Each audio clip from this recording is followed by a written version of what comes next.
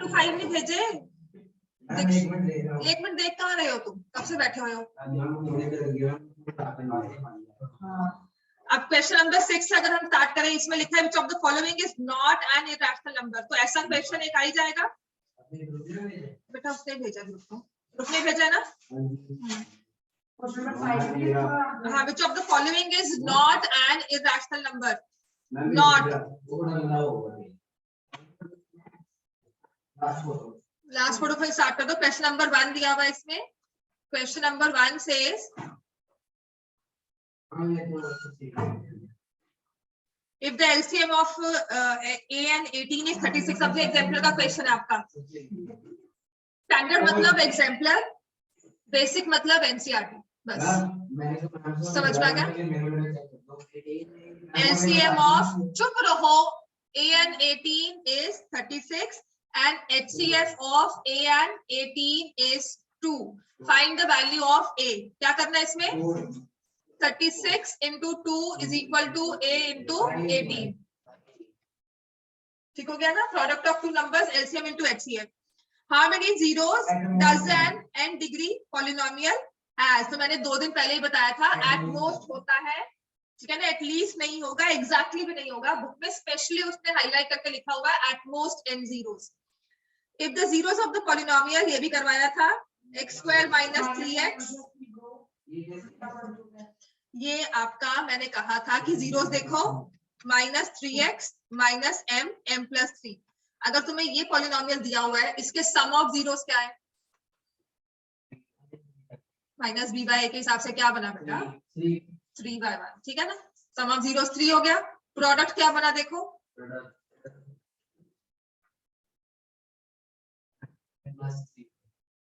m square plus 3 और minus plus में क्या? Minus m into m plus 3। 4 option दिए हैं, चारों में से देखो किसका सम 3 है और किसका प्रोडक्ट जो है -m इंटू m प्लस 3 है। बस वही आंसर। हाँ, समझ में आ गया। This is to go by options. Otherwise क्या है, ये थर्ड की आपकी सी है जो स्प्लिट होगी। किसका फोन कनेक्ट हुआ है? बताता नहीं है मैम, इसी का ही होता है हमेशा।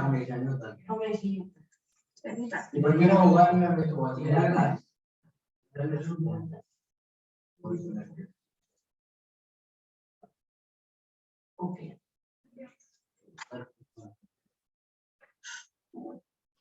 m इंटू m प्लस 3 हो गया, ठीक है।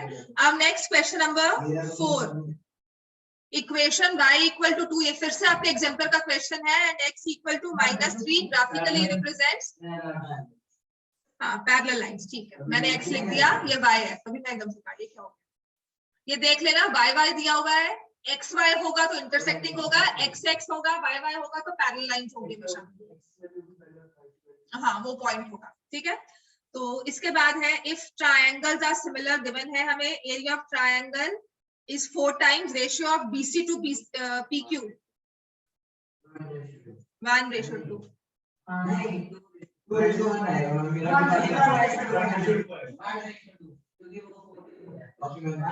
तो बड़ा वाला ट्रायंगल कौन सा है? पहले तो ये बताओ, APQ बड़ा है कि हमारा ABC? APQ है ना। ये रेशियो 1:4 आ गई कि नहीं? 4:1 आई, 4:1 आई। समझ में आ गया? Area of triangle APQ is equal to 4 area of triangle ABC, right? ये लिखा हुआ है। मैं बात तो बहुत कह रही हूँ, मैं तो ट्रायंगल्स की रेशियो पूछ रही हूँ पहले, तो फिर मैं कह रही हूँ एरिया ट्रायंगल APQ, वो तो नीचे ही है बेटा, नीचे है। विष्णु भैया कहाँ पे है? मैं आती हूँ। 4:1 आ गया, राइट? अब ये 4:1 है, उसने आपसे पूछा है BC to PQ, एरिया की रेशियो है तो साइड्स की रेशियो आप इसे ब्रैकेट्स में लिख लोगे 2:1, कि मैंने स्क्वायर रूट कर लिया, 2:1 आ गया। बार ये सब अपने बच्चों को, मेरा नहीं है, किसका है? ब्लूटूथ सब बंद करो अपने।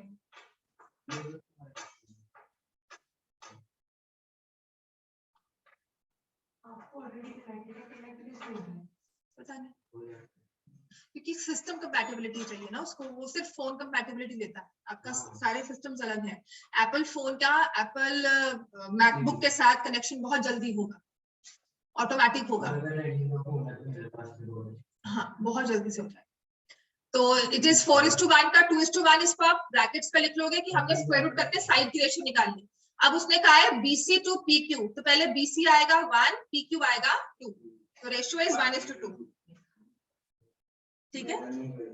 उसके बाद 6th क्वेश्चन देखो, चलो 6 to 10 फटाफट से स्टार्ट करो। Question number 6 to question number 10।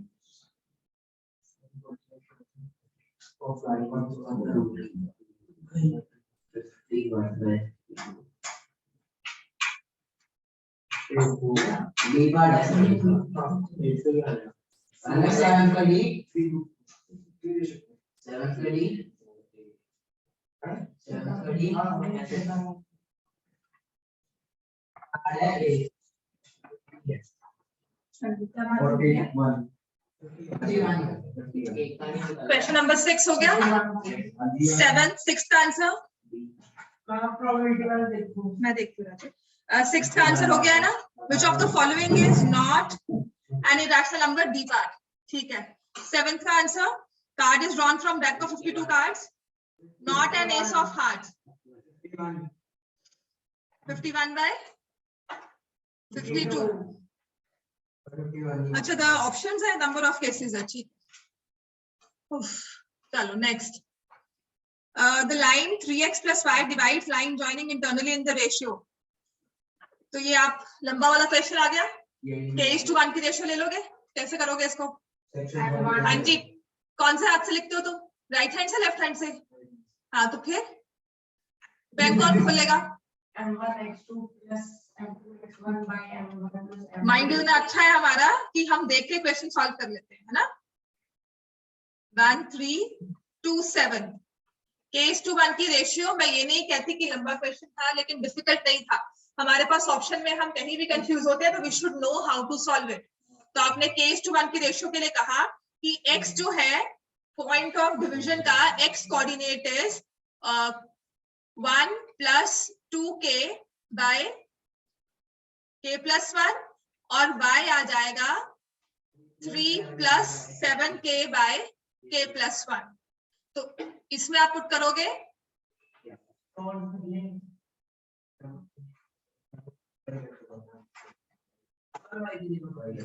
This is height, this is height. सच में बदतमीजी की हाइट है ये, चाहे जो भी है, कुछ और कर लो फिर बैठकर। हाँ जी, मैं लीनियंट हूँ आपके साथ तब तक जब तक मुझे बदतमीजी नहीं दिखती, अदरवाइज सच में मैं बाहर भी निकाल सकती हूँ। और मैंने कभी भी कहा था कि अपनी फीस लाओ और चले जाओ, लो जाओ।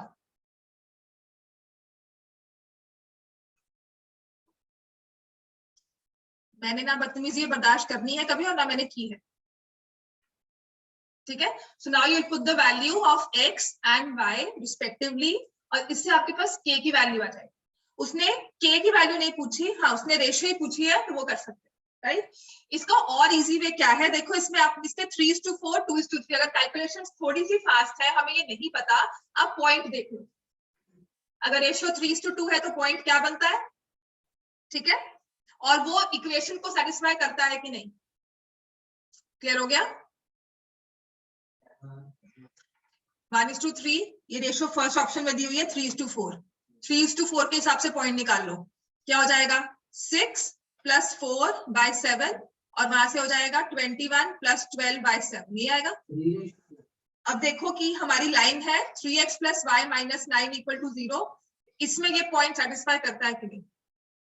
दिस इज अ लॉन्गर वे, पर अगर हमारी कैलकुलेशंस क्विक होती हैं, हमें कुछ समझ नहीं आ रहा, ऑप्शन में भी हमारे पास कुछ नहीं है, तो वी कैन नो कि हमें क्वेश्चन सॉल्व कैसे करना है। ठीक है, अच्छा मैंने सॉल्व नहीं किया, ठीक है, तो 3 + 6k - 9k - 9 = 0, तो 13, हाँ 4k, ये आपकी बुक के ही क्वेश्चंस हैं, सिर्फ वैल्यूज चेंज हुई होंगी, अदरवाइज कंप्लीटली एग्जाम्पलर का क्वेश्चन है, और सबसे डिफिकल्ट क्वेश्चन इसको मानते हैं। क्योंकि एग्जाम्पलर के ऑप्शन में दिया हुआ है, डायरेक्ट नहीं निकलता, आपको 2-3 स्टेप्स में सॉल्व करना है। कभी कभी कहा जाता है point of division which will lie on this line, the point which divides internally and lies on this is, ठीक है, मैंने आपको क्वेश्चन एक बार टेस्ट पेपर में दिया था, वहां पे डायरेक्टली नहीं कहा हुआ था कि रेशियो फाइंड करो और फिर पॉइंट फाइंड करो, उसने डायरेक्टली कहा था पॉइंट फाइंड करो। तो आपको अपने आप से रेशियो निकालनी है, डायरेक्ट नहीं समझ में आता, और ये ऐसा जो याद भी नहीं रहता। ठीक है, उसके बाद नेक्स्ट है, फिर से वही वैल्यूज वाला क्वेश्चन आ गया, 5 आता है, 2 sin² 30 - 3 cos² 45 + tan² 60 + 3 tan sin² 90 degree. कल मैं करवाऊंगी लीनियर इक्वेशंस, ठीक है, कल 3:30 का टाइम है, आज इमरजेंसी था, और संडे को भी क्लास होगी, और आपकी छुट्टी कब होती है स्कूल की? मैक्सिमम कब फ्री हो जाते हो? 2:30 हो जाती है। अगर मैं 3 o'clock बुलाऊं तो आ सकते हो? 1.5 घंटा, 1.5 घंटा आ सकते हो ना? मैं बुलाऊंगी कुछ दिनों के लिए 3 to 4:30, अभी नेक्स्ट इसी वीक से, कल परसों से शुरू कर दूंगी, कल नहीं, कल 3:30 कर लो, बाकी सब भी आ जाएंगे, सबको इन्फॉर्म करना है, 3 o'clock से आ जाओ, 1.5 घंटे। अभी सिर्फ पेपर्स तक है, पेपर्स तक है, बस एक्स्ट्रा ले रही हूँ, आधा घंटा एक्स्ट्रा पढ़ाना चाहती हूँ आपको, तो आप बुला रही हूँ, बिकॉज काफी मुझे है कि मैं आपको रिवीजन करवा दूं सारी, टेस्ट आप तो मुझे पता नहीं दोगे अब, और मुझे लगता है अपनी टेस्ट का फायदा है, वो तो मैं आपको घर के लिए दूंगी, घर के लिए सॉल्व करो, आंसर मुझे भेज दो, मैं चेक करके भेज दूंगी। ठीक है, पेपर्स बहुत सारे उसमें भी भेजा, ग्रुप में बहुत लिंक्स है, यू वांट एक्स्ट्रा, मैं उसके बाद मैं भी भेज दूंगी, मैं भी मेरे क्वेश्चंस इकट्ठे करके आपको क्वेश्चंस ही सॉल्व करवाने। आपका भी काम क्या है, टेस्ट पेपर बहुत है ग्रुप में, इन्होंने बहुत सामान भेजा है, बहुत मटेरियल भेजा है, आपको सिर्फ पढ़ना है, कोई भी एक जगह से स्टार्ट कर दो, कौन सा अच्छा कौन सा बुरा कुछ नहीं है, कोई भी एक चीज पकड़ो, उसे स्टार्ट कर दो, 2 चीजें स्टार्ट कर दो, यहाँ से पेपर उठाओ, वहां से पेपर उठाओ, जो पसंद आता है वो स्टार्ट कर दो रैंडम, कहते हैं ना 1 2 3 4 में से बस हमने 1 पे क्लिक कर दिया, तो बस 6 पे क्लिक कर दिया, 6 उठा लिया। ठीक है, टाइमर लगाता है, सॉल्व करो, उसके बाद बंद कर दो, आंसर्स मुझे भेज दो, उसके बाद आंसर्स टैली भी कर लो अगर आंसर्स है, नहीं तो जो डाउट्स है वो मुझसे पूछ लो, मैं भी अब आपके साथ यही कर रही हूँ सारा कुछ। तो लीनियर इक्वेशंस के और आपके एरिया रिलेटेड टू सर्कल के मैं क्वेश्चंस अब इकट्ठे कर लूंगी सारे, और मैं सारी रिकॉर्डिंग्स अब तक की, सिर्फ संडे की रह गई है, जो भी रिकॉर्डिंग्स है मैं यूट्यूब पे अपलोड कर रही हूँ, जैसे मर्जी करके आप देखिए, ठीक है। Date wise starting from last Sunday, जब से मैंने आपके रिवीजन स्टार्ट की है तब से लेकर अब तक सारे सेशंस जो मैंने लिए हैं सब उस पर अपलोडेड, 1 आवर सेशन सब अपलोडेड है, ठीक है। सारी ये बातचीत सब रिकॉर्ड होकर वहां पे आई होगी। स्पीड कर लेना, प्लेबैक स्पीड आप फास्ट कर सकते हो, सिर्फ क्वेश्चंस देख लो, right. See the type of questions, because मैंने इकट्ठे किए हैं सारे क्वेश्चन, ठीक है। हर तरह की वैरायटी मैंने इकट्ठे करके एक आपको वर्कशीट बना के दे दी। सिमिलर ट्रायंगल जरूर करना, उससे डिफिकल्ट कुछ नहीं आएगा, पर अपनी बुक नहीं छोड़नी है। अब देखो इसमें भी, चलो नेक्स्ट, तो वही आएंगे। उसके बाद है क्वेश्चन 9 हो जाएगा, 10th हो जाएगा, one of the zeros of the quadratic polynomial. मैंने कहा था यही है हमारे पास जीरोस में निकालने के लिए, हो जाएगा ना question number 10। Question number 11, pair of equations, no solution, ठीक है। Question number 12, length of side of square whose diagonal is 16, हे भगवान, 8√2, डायगोनल 16, ठीक है।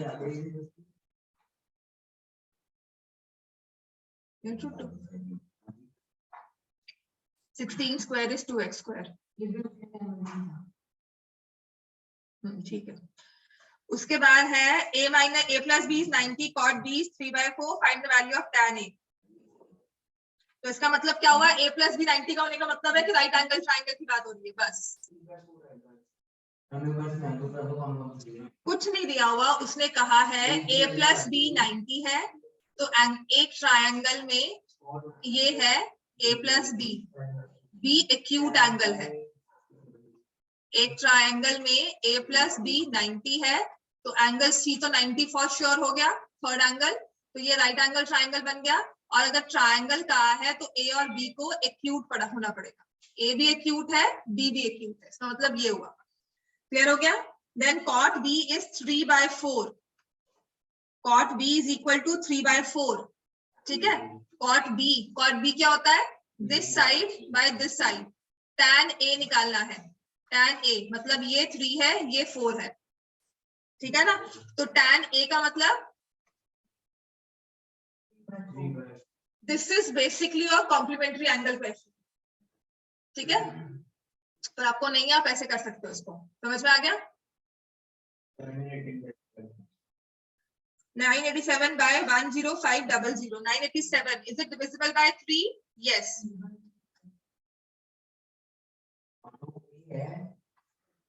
एक हिसाब से देखोगे ना। अच्छा ये देखो, पहली चीज तो 3 से भी डिविजिबल है और 7 से भी डिविजिबल है। दिस इज 141 और ये 7 से जाएगा, जब डिवाइड हो जाएगा 7 से तो ये हो जाएगा 1500, राइट। ऐसे ही 141 डिविजिबल बाय p, तो ये हो जाएगा 47, ठीक है। और ये हो जाएगा 500। Now we can say for sure that it is a terminating decimal, ठीक हो गया ना। कैंसिल करने के बाद चेक करना, ऐसा एक क्वेश्चन दिख जाएगा पेपर में जहां कैंसिल होता हो नहीं होता हो। मुश्किल आती है ना, कभी फैक्टर्स हो सकता है, मुश्किल से मुश्किल क्या होगा, फिर फैक्टर्स क्या समझ में आ रहे हो क्या, ठीक है। तो इस केस में हमें क्या करना है, जो आपको नीचे वाला नंबर है ना वो देख लो, इसको कंप्लीटली फैक्टराइज कर लो, इसमें से 5 हटा दो, 2 हटा दो, ठीक है। ट्रायंगल एबीसी इज इक्विलेटरल, क्या हो जाएगा, √3p। हाँ ये भी किया था, क्वेश्चन था आपके पेपर में आया था, किसी के पेपर में था नहीं, किसी एक पेपर में था, उसने दिया था, उसके पेपर में था। मैंने कहा था किसी ने पेपर में दिया था। हाँ क्योंकि यूजुअली क्या होता है, वो 2p नहीं दिया होता, वो p दिया होता है। हम √3/2 ऑफ साइड करते हैं, अब साइड 2p दे दी तो ऑब्वियसली वो डबल में आ जाएगा। HCF of 3 consecutive natural numbers, 3 consecutive natural numbers का HCF हमेशा क्या होगा, 1। आप इसमें केसेस ले लेते हैं 1 2 3 2 3 4 3 4 5, वही करना था 4 5 6। अब मैं इतनी बार चिल्ला चुकी हूँ, मतलब इतनी बार मैं बार बार बोल चुकी हूँ कि जब कुछ समझ ना आए तो टेक नंबर्स, टेक केसेस 1 2 3 3 4 5 100 101 102। होगा क्या, 3 कंसेक्टिव नंबर्स में एक मल्टीपल ऑफ 2 होगा, एक ऑड होगा, एक इवन होगा, है ना। और ऑड इवन में मल्टीपल ऑफ 2 तो आ गया, लेकिन मल्टीपल ऑफ 3 है या नहीं है, एक 3 होगा, तो ऑड आपस में HCF तो 1 ही हो गया, इवन और ऑड में HCF तो 1 होता है, है ना, अदर देन अगर 3 ना हो। चलो नेक्स्ट, उसमें भी केसेस है, डोंट गो बाय दैट। होता है कि जैसे अगर यहाँ पर फॉर एग्जांपल अगर मैंने लिया 8, 9 एंड 10, 10, 11, 12, 9, 10, 11 नहीं होगा, हमेशा आएगा, ठीक है। नेक्स्ट है हमारे पास, after how many places will terminate? 7, ठीक है ना। 2 रेज़ टू पावर 7 है नीचे, 5 रेज़ टू पावर 4 है, तो 7 जीरो तो कम से कम होनी चाहिए, बिकॉज आप इसमें 5 क्यूब से मल्टीप्लाई डिवाइड करोगे, है ना। तुम क्या देख रहे थे भाई, तो बताओ। 131 by 2 raise to power 7 into 5 raise to power 4 दिया हुआ है, ठीक है। तो हमें क्या करना है, this is 2 raise to power 7, 5 raise to power 4, आपने जीरोस बनाने हैं नीचे। ये वैदिक मैथ्स ही होती है एक तरह से, कि हमें अगर इसको सॉल्व करना है तो मैं क्या करूंगी, नीचे ना I will try and make zeros. आपके पास 2 है 7 टाइम्स, 4, 5, 6, 7, ठीक है, और आपके पास 5 है 4 टाइम्स, आपने 4 जीरोस तो बना दिए। तो ये 131, 10 raise to power 4, 2 raise to power 3 रह गया। इस 2 को भी मैं कहती हूँ जीरो बना दो। 2 जीरो कैसे बनेगा, जब वो 5 से मल्टीप्लाई होगा। तो 3 2 है, 3 5 से मल्टीप्लाई कर दिया, लेकिन अगर मैं नीचे मल्टीप्लाई करती हूँ तो फ्रैक्शन हो जाती है चेंज। 1/2 इज डिफरेंट फ्रॉम 1/10, है ना। तो मैंने कहा अब इस इफेक्ट को नलिफाई करने के लिए हमने ऊपर भी 5 क्यूब से मल्टीप्लाई कर दिया। 5 cube by 5 cube, that means you multiplying by 1, और 1 से मल्टीप्लाई करने पे कभी भी कोई नंबर चेंज नहीं होता है। मल्टीप्लाई डिवाइड का मतलब ये होता है कि हम 1 से मल्टीप्लाई करते हैं। अब क्या होगा, आपको सिर्फ यहाँ मल्टीप्लाई करना है, समझ में आ गया। 131 को 125 से मल्टीप्लाई करना है, जो आंसर आएगा उसमें 7 जीरो 7 प्लेसेस पे डेसिमल लगाना है। अब क्या होगा, 7 डेसिमल प्लेसेस। ये बहुत बार क्वेश्चन हो चुका है और ये तुम्हारा एमसीक्यू में आएगा ही आएगा। After how many places will it terminate, terminate after how many places, वही।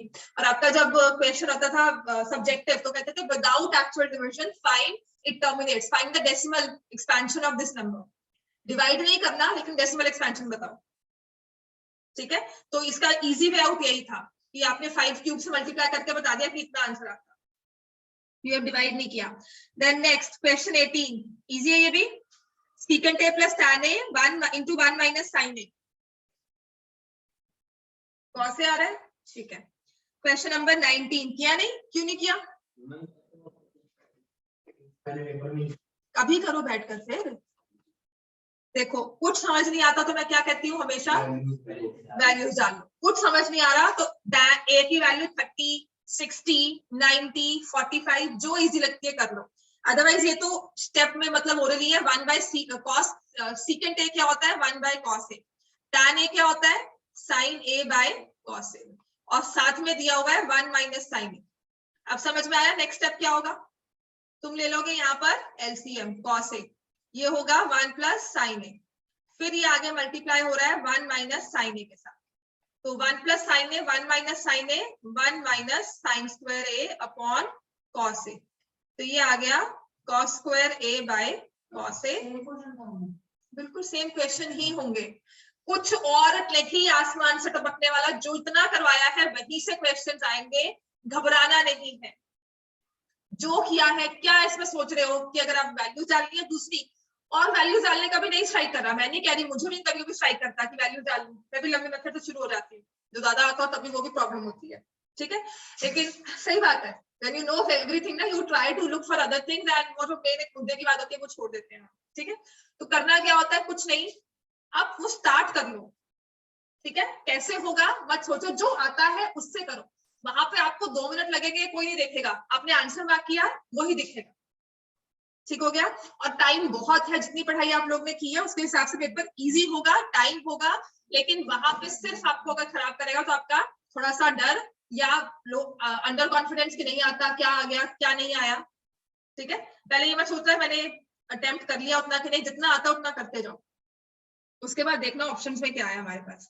19th हो जाएगा इनफाइनाइट सॉल्यूशंस, सबसे इजी है, वैल्यूज पुट कर दो, 2x + 3y = 7, a + bx, तो हाँ जी कर लो बाहर जाकर, a plus b minus 3y equal to 4a plus b. अब पता क्या होता है यहाँ पर ना, लगता है कि 4a प्लस बी दिया हुआ है, ब्रैकेट्स तो नहीं है। मेरे जैसे बच्चा तो वैसे कंफ्यूज हो जाए कि ये ब्रैकेट्स में ना हो, ये मिसप्रिंट ना हो। मत सोचो, पहले तो ऐसे सॉल्व करो। 2a plus b equal to 3 minus a minus b plus 3, मैंने साइन पहले ही चेंज कर लिए, 7 4a plus b। Equations form करो, माइनस 2a माइनस 2b लिखो साथ साथ, प्लस 6 3a प्लस 3b।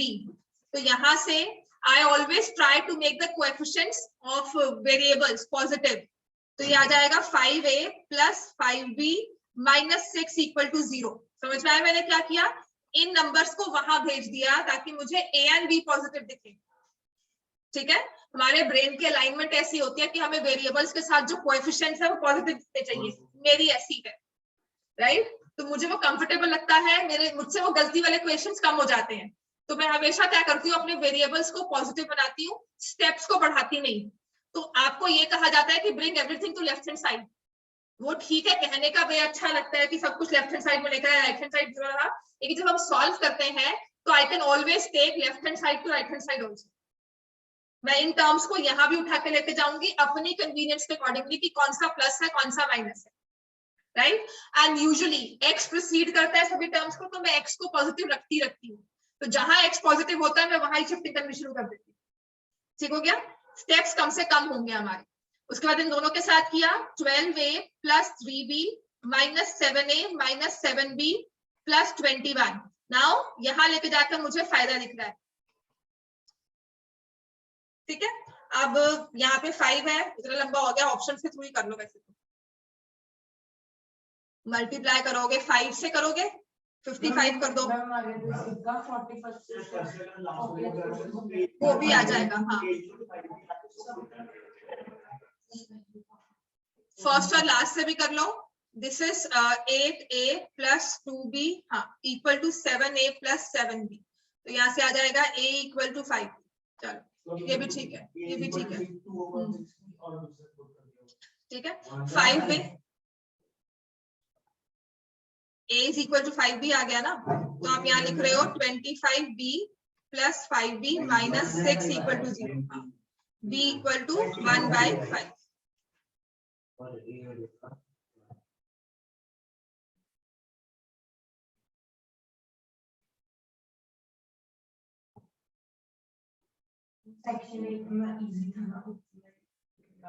अगर b 1/5 है तो ऑप्शंस कैसे मार्क करोगे? मैंने कुछ गलत किया ना?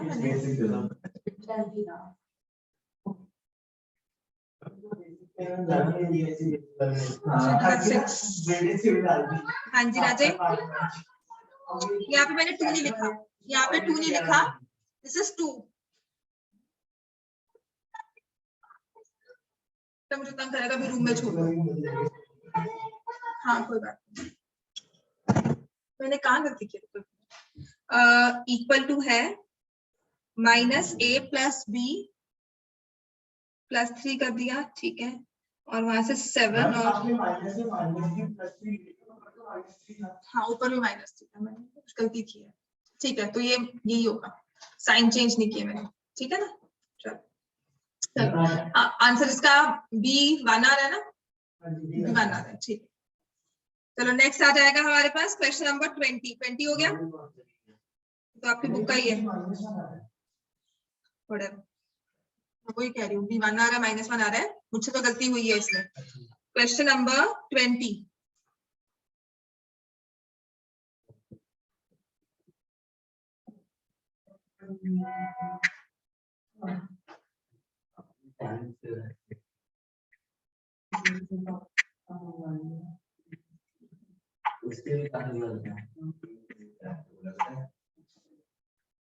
चलो नेक्स्ट है 6 and 11 और distance between their foot is 12। क्या आंसर आएगा इसमें?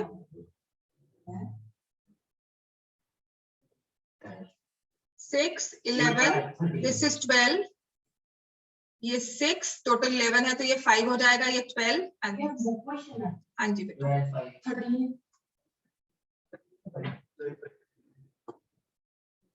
चलो क्वेश्चन नंबर 21। सही बात है, आपका ये लग नहीं रहा, बेसिक का पेपर है, स्टैंडर्ड का पेपर नहीं लग रहा। बहुत इजी है 1 माइनस पी, तो मैंने आपको टेस्ट पेपर में दिया था क्वेश्चन, वो भी स्पीड टेस्ट बनाने के लिए। Zeros of x square plus 2x minus 8 are. X square plus 2x minus 8, zeros क्या है? A B C D. चलो जीरोस बताओ क्या होंगे? X square plus 2x minus 4। कैसे निकालोगे इसके वैल्यू पुट करके? भी क्या निकालना चाहिए हमें? Sum of zeros and product of zeros. Middle terms तो वो तो करोगे, वो आपका मेथड है। ऑप्शन से देखो ना, सम चाहिए -2, प्रोडक्ट चाहिए -4 -8 सॉरी 2 4। सम चाहिए, ऐसे क्यों बोल रहे हो? सॉल्व कर लो, दोनों ही गलत है। Question 22, x square plus 2x minus 8. What is sum? Sum of zeros -2. What is product? -8. तो जो हमारे नंबर्स हैं, फर्स्ट है 2 -4। इन दोनों नंबर्स का सम क्या है? -2। प्रोडक्ट क्या है? -8। मैच करते हैं। समझ में आ गया? Split term middle term split करोगे, 4 स्टेप्स तो लिखोगे ही ना। x square plus 4x minus 2x। सम क्या होता है राजे? x plus 4 minus 2 x plus 4 x minus 2 x plus 4 और फिर लिखोगे x equal to 2 minus 4। समझ में आ गया?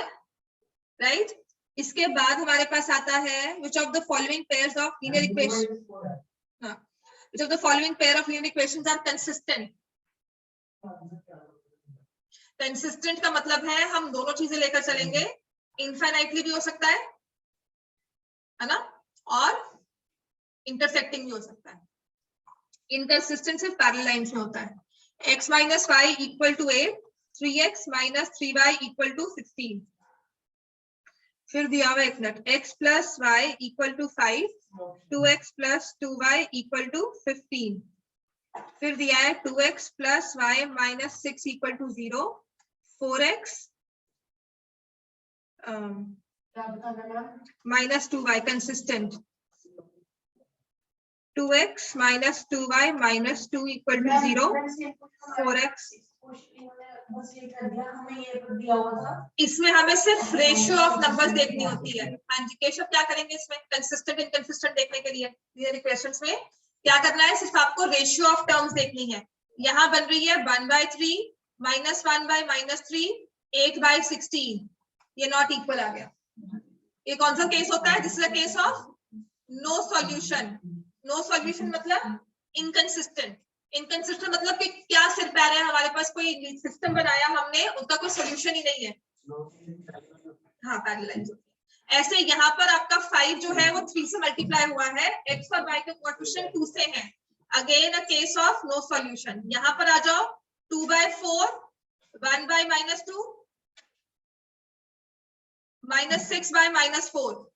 तीनों ही रेशियोज आपस में इक्वल नहीं है। यस, तीनों रेशियोज इक्वल नहीं है तो सॉल्यूशन तो आएगा ही आएगा, चाहे वो फ्रैक्शंस में हो, पॉइंट्स में हो, जैसे भी हो। ठीक है। नेक्स्ट अगेन अगर इसको भी चेक करोगे तो यहाँ पे x और y 2 से मल्टीप्लाई हो गए, लेकिन ये नंबर -2 से -4 नहीं हुआ। ठीक हो गया? ये पैरेलल वाला केस ही हो गया। Next question number 24, a2 and a are the zeros. Question 25.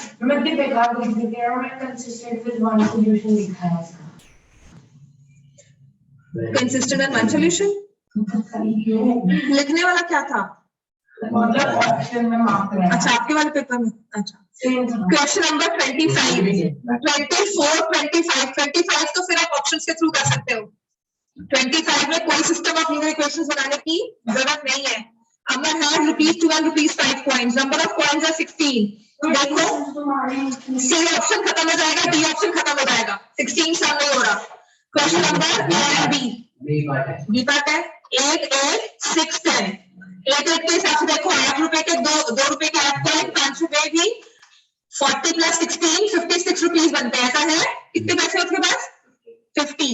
तो यहाँ से × 2 × 5 50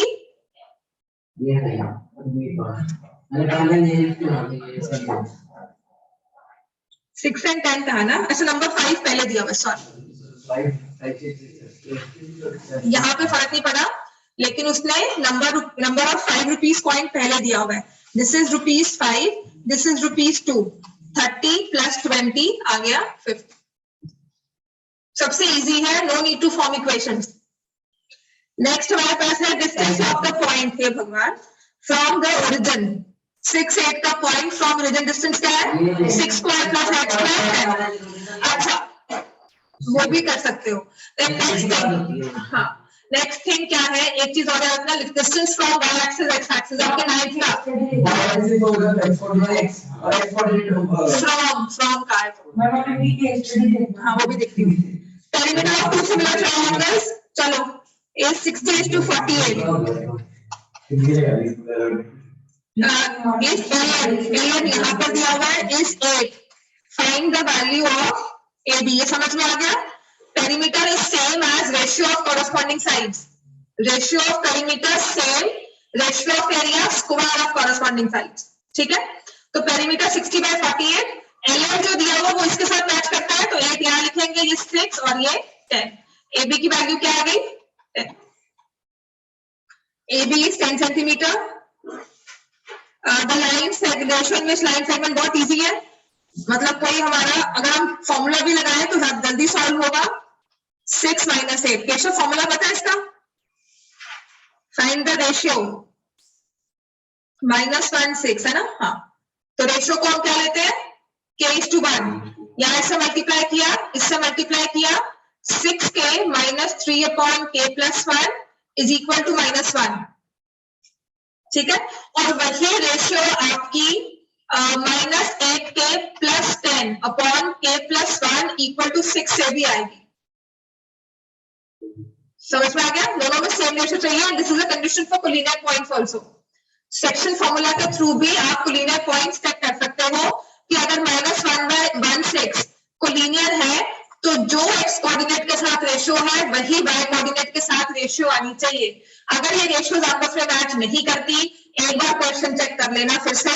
लेकिन अगर रेशियो फिर भी मैच नहीं कर रही, you are very sure of your calculations, तो फिर इसका मतलब पॉइंट्स कोलिनियर नहीं है. मुझे नहीं पता. 2/7 इसने मांगा है. 28 का 28 हो जाएगा. 29th less than 3 in a single throw of a die. Keshav question solve नहीं कर रहा हूँ. क्या लिखा इतनी देर तक हमने? ये क्या बनाया हमने? क्यों नहीं बेटा सॉल्व कर रहे? पेपर में थोड़ी बना कर आओगे. क्वेश्चन 29. अच्छी बात है. नहीं हमें आज ही बोला मैथ्स के लिए तो मिलेगी.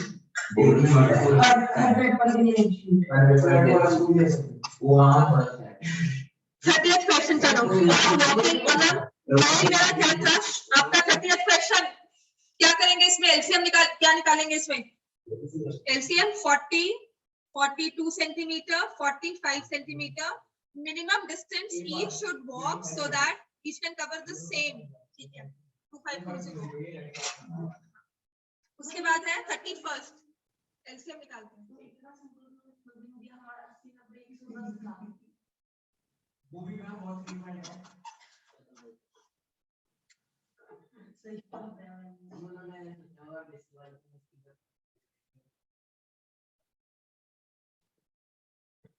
Question number 31 now. 31 में इन गिवन फिगर, ये आपकी बुक का क्वेश्चन है. एक ट्रायंगल दिया हुआ है आपको ABC. हाँ, ट्रायंगल दिया है ABC और PQ. पैरेलल दी हुई है लाइन. ठीक है, और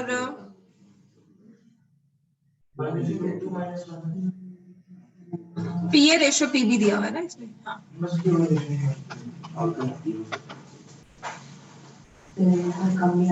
इसने पैरेलल नहीं दिया हुआ, आपको निकालना पड़ेगा. इसने कहा है PQBC divides triangle. 2 parts equal in area. तो एरिया ऑफ एपीक्यू, तुम दोनों हटते हो कि नहीं? क्या क्या कर रहे हो? क्यों सुन रहे हो? जो मैं बोल रही हूँ वो नहीं सुन सकते? 2 इक्वल पार्ट्स हो गया तो इनकी रेशियो 1:1 है। Area of triangle एपीक्यू by area of triangle ABC 1/2 हो गया। इसका भी एरिया 1 स्क्वायर यूनिट है, इसका भी एरिया 1 स्क्वायर यूनिट है। ठीक है, पूरे ट्रायंगल का एरिया क्या हो गया? 2 स्क्वायर यूनिट। तो इसका area to total area is 1/2। ठीक है, कहीं पैरेलल दिया हुआ इसने?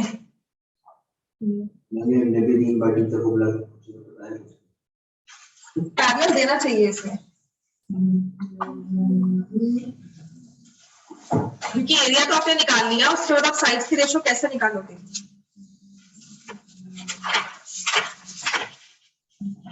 इसमें दिया हुआ है line segment XY is parallel to side AC of triangle ABC। Book का क्वेश्चन है, वही सेम √2 वाली बात आती है, तो इसमें जरूरी देना चाहिए था PQ is parallel to BC। ठीक है, मिसिंग है, गलत है ये question. PQ is parallel to BC देना चाहिए। आपने एरियाज की रेशियो तो निकाल ली, ठीक है, इससे पर आप साइड्स की रेशियो कैसे यूज करोगे? राइट, तो अब मैंने लिया AP बाय AB इज 1/√2, मतलब ये आपका पूरा √2 हो गया और ये हो गया 1। समझ में आ गया? ये हो गया √2x और ये हो गया 1x, तो ये क्या आएगा? √2 - 1x। समझ में आ गया? तो 1/√2 - 1 ये रेशियो बनती है AP टू PB। पैरेलल देना बहुत जरूरी है, क्योंकि एरिया से तो रेशियो आपने निकाल ली, उसके बाद आप क्या करोगे? एरिया को हाफ में डिवाइड करना, कोई भी लाइन सेगमेंट कर सकती है। हमारी मैम ने ना कुछ बनाकर किया था। क्या? ये इसके PQ के साइड ऐसे एक लाइन लगाई थी और PQ ऐसे सीधी साइड जाएगी।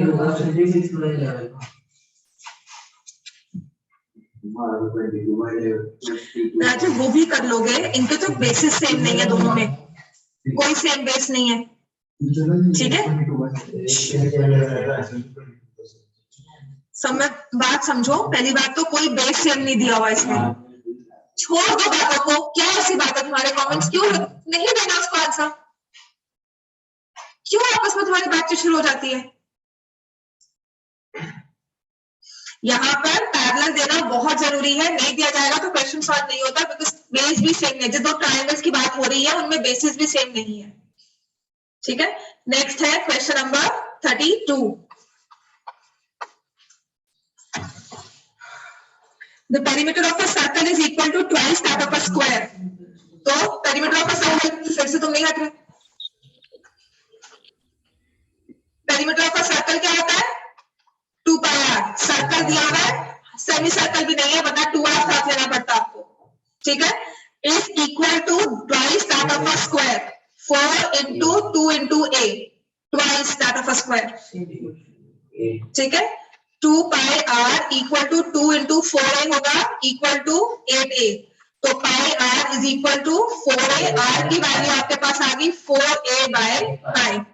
Find the ratio of the areas. तो आप लिखोगे pi r square to a square, pi into 4a/पाई का whole square is to a square. तो pi 16a² square is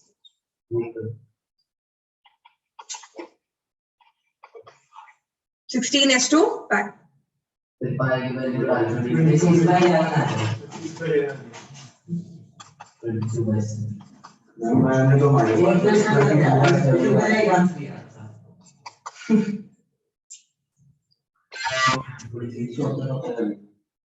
Distance between 0.05 and -50. 5√2 units। 34 तो मैंने कुछ करवाया हुआ है ना, ऐसा tan square 45 minus cos square 30 is equal to x sin 45 cos, value डालनी है। Then 35th क्या हो गया? इसकी एक्टिंग कर देते हैं। स्टैंडर्ड का बेसिक के अकॉर्डिंग तो मैं बेसिक का देखती हूँ तो फायदा ये तुम क्या हो रहे हो तुम पास बैठ के देखो ना, मैं पूरा फाड़ेगा, मैं आपको पूरा दे दूं। Over centre of the circle, मुझे हंसना नहीं है, तुम पढ़ लो, उसके बाद हंसूंगी मैं। भाई एरिया आपके पेपर्स की आपको टेंशन नहीं होगी, मुझे बहुत टेंशन है। Area of a sector is 10 by 72, find x centre angle निकालना है। इजी पेपर आया मैं तुम्हें, सच में पेपर इजी है। मैं बस केस स्टडी तो देखो, बस खत्म हो जाए काम चलिए। बेसिकली इजी है, the axis of symmetry of the given parabola। अच्छा, क्वेश्चन नंबर 35 हो जाएगा ना सबसे? हो गया 35 क्वेश्चन? कैसे तुमसे हुआ कि नहीं? तुम मुझे नेक्स्ट क्वेश्चन ना 4-5 सॉल्व करके दिखाओ। तुम स्टैंडर्ड लिया है? बेसिक में कॉमर्स के साथ एडिशनल मैथ्स मिल जाती है? नहीं मिलती ना, एडिशनल भी नहीं मिलते हैं। जो मैंने सुना है वो तो यही है। हाँ बेसिक लेगा तो कैसे लेंगे? मैथ्स ले ही नहीं सकते आप। अप्लाइड मैथ्स कौन से? पर नहीं, बेसिक को उसके साथ करनी पड़ेगी ना आपको। अप्लाइड मैथ्स कॉमर्स में आ गई ना, तो आई थिंक उसके लिए मैथमेटिक्स आपकी 10th में जरूरी होती है। अप्लाइड मैथ्स स्टैट्स अगर कर रहे हो, इकोनॉमिक्स कर रहे हो, तो उसमें जो स्टैट्स आ गई उसमें मैथ्स कर सकते हो। अदरवाइज जो थोड़ी बहुत आपकी एक्चुअल मैथ्स जो आगे यूज भी होती है आपको इन सम ऑफ द केसेस, जो इकोनॉमिक्स में हायर्स में आकर आपको इन फाइनेंशियल्स में और सब में यूज होती है, वो नहीं कर पाओगे। कौन सी मैथ्स में हम नाम लेना? क्या अप्लाइड मैथ्स कह रहे हैं ना? अप्लाइड मैथ्स हुआ जो डेरिवेटिव्स आप पढ़ते हो उन सबका एप्लीकेशन प्रैक्टिकल लाइफ में। तो इकोनॉमिक्स में एप्लीकेशन होता है, हर जगह एप्लीकेशन होता है उसका। पढ़ा कभी? कभी कभी चलो,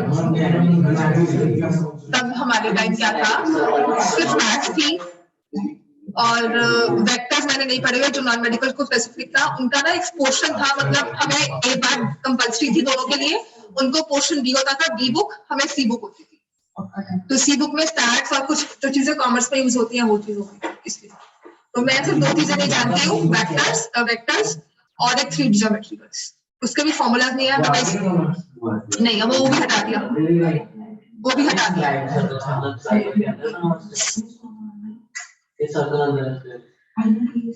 the area of inscribed circle, square दिया हुआ है, हाँ उसके अंदर सर्कल।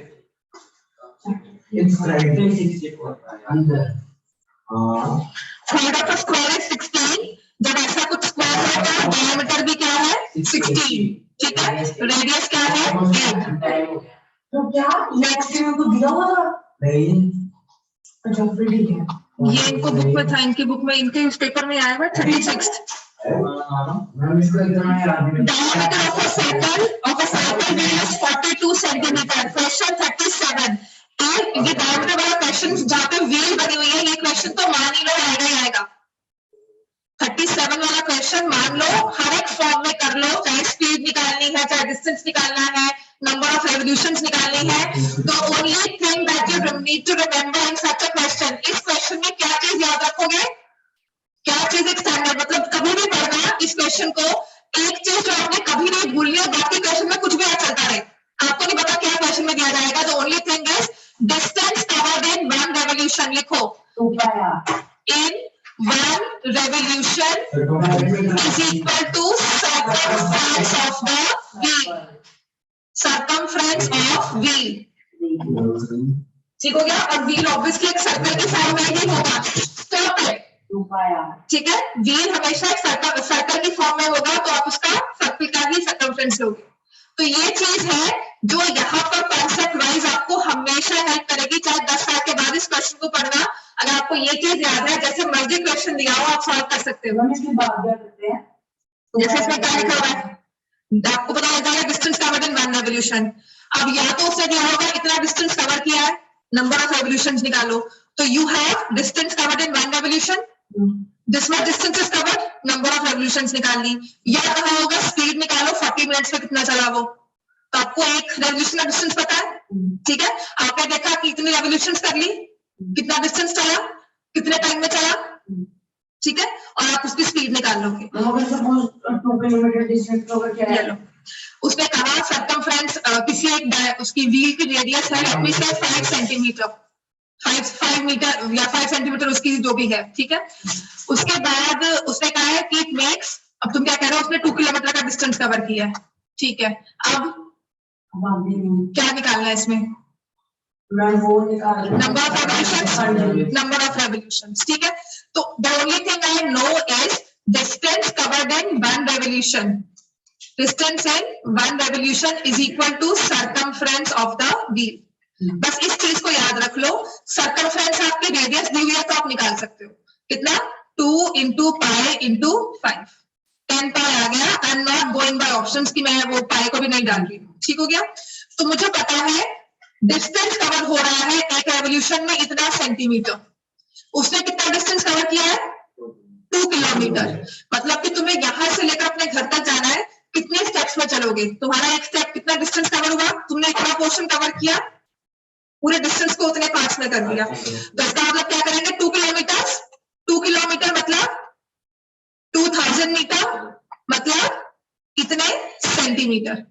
अब वो व्हील चल रही है 2 लाख सेंटीमीटर का डिस्टेंस टोटल, और एक रेवोल्यूशन में कवर हो रहा है 10 pi. So this is the number of revolutions. फिर उसने कहा हो it moves a distance of 2 kilometre in 1 minute, find the speed. तो ये आपको, हाँ, तो आपने कहा कि ये डिस्टेंस कवर किया है इन 1 मिनट या 40 मिनट्स, तो डिस्टेंस अपॉन टाइम करके तुम्हारे पास स्पीड आ जाएगी। अब वो तुम्हें किलोमीटर पर निकालना है, मीटर पर सेकंड निकालना है, दैट डिपेंड्स, ठीक हो गया। 15 मिनट हो जाएगा क्वेश्चन 37 आगे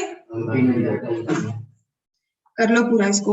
38 again this is a book का क्वेश्चन, बुक का एग्जांपल है 38। सिर्फ इसकी केस स्टडी तक देख लो, एक ही तो है, अब रह गया 4-5 क्वेश्चंस रह गए हैं, 4-5 नहीं मतलब जितने भी हैं। चलो, area of the largest triangle that can be inscribed in a semi circle, ये क्वेश्चन थोड़ा अलग है। लार्जेस्ट ट्रायंगल कब होगा, डायमीटर और बेस से मिलेगा। हाँ जी, डायमीटर और बेस, ठीक है। और बाकी 2 साइड्स के बारे में क्या बोलोगे, हाँ बस इतना रखना है। Circle will be equal to 90 degree, ठीक है। तो वो ट्रायंगल जैसा मर्जी बने, बस, राइट। तो यहाँ से हाइट 3 तभी होगी जब ये आइसोसेलेस बनेगा,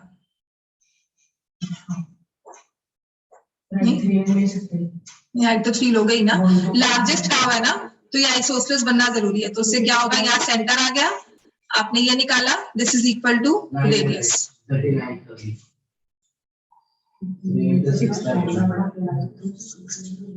दिस इज 3।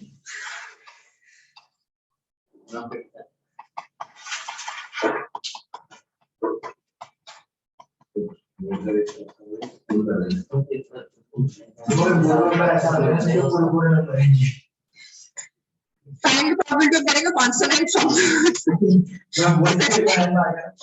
ये क्वेश्चन कितना इजी है, इस वर्ड में से नंबर ऑफ प्रोबेबिलिटी कैलेंडर करवा के यहाँ पे खत्म हो गई थी, ये कैलेंडर कर लो, ये कर लो, पेपर उल्टा पलटी होगी भी तुम्हारी।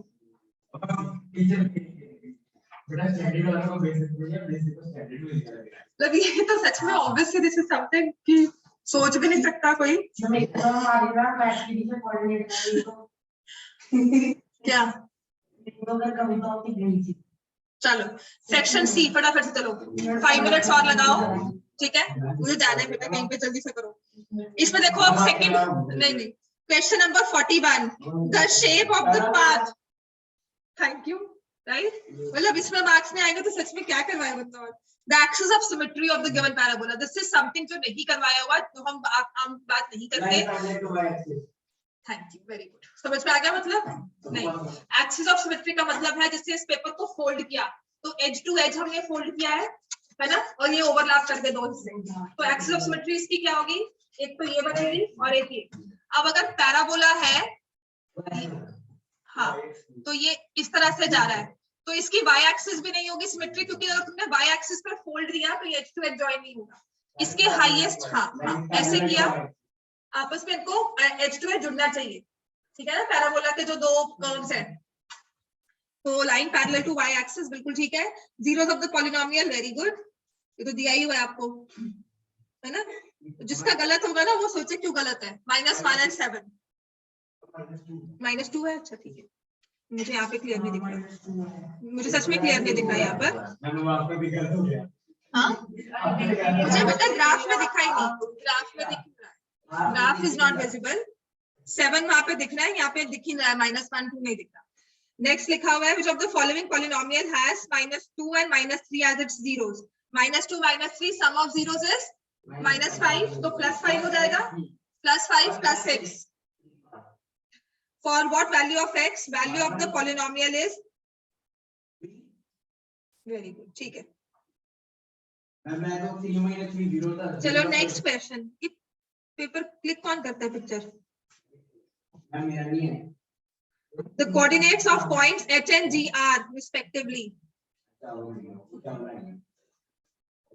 h है कहाँ पे इसमें, ये रहा 1 and 5 है ना, और g कहाँ पर है, ये नीचे 5,1 रिस्पेक्टिवली कहा है, तो 1 5 5 1 ऑर्डर में डालना है, छोड़ दो पूछने, बेटा पूछने की जगह काम कर लो, जाने को तो अभी फ्री होता चले जाओ, चाहे जो भी राजे, पढ़ाई से जरूरी है अभी कुछ नहीं है।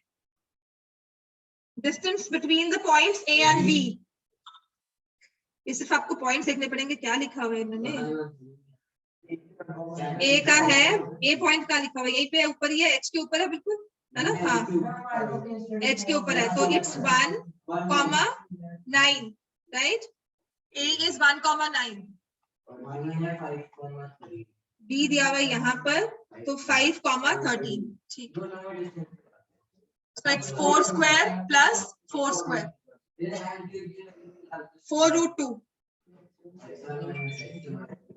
midpoint of line segment joining MQ, हो जाएगा ना, midpoint formula, which of the following points have the same ordinates, ordinates का मतलब we need to find y किसके सेम है, ordinate मतलब if g is taken as origin, ये वाला क्वेश्चन ना अगर डिफिकल्ट करना है तो कर लेंगे, पर आपके पास ऑप्शन होगा, g is taken as origin and x axis y axis put along gf and gb, then point denoted by coordinate 4 2 is, निकाल करवा मुझे कल तो 3:30 ही